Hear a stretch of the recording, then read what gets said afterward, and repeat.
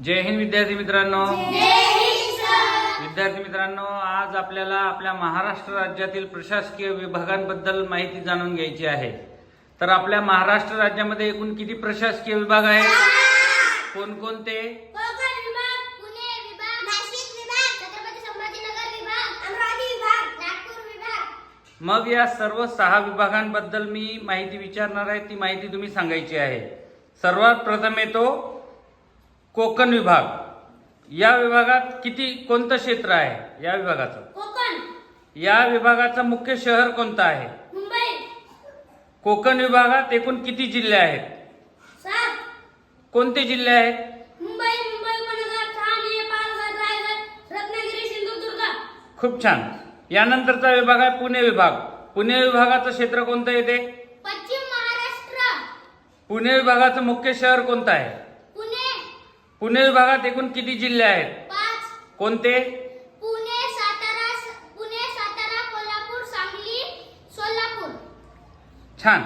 यानंतरचा विभाग आहे नाशिक विभाग। नाशिक विभागाचं क्षेत्र कोणतं आहे?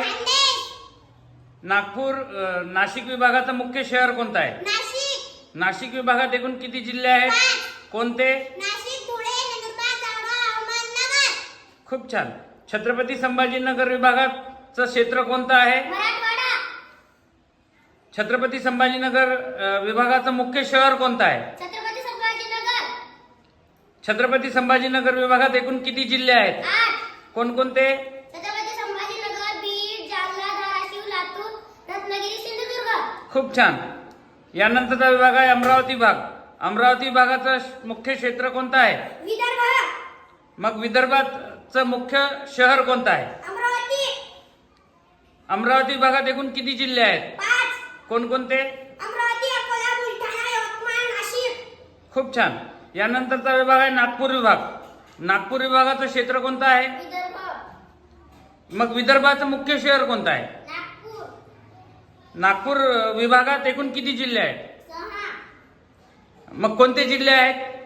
नागपूर, वर्धा, चंद्रपूर, गोंदिया, गडचिरोली। खूप छान। अतिशय छान अशी उपयुक्त माहिती दिली, त्याबद्दल आपल्या सर्वांचे धन्यवाद। थँक्यू। थँक्यू।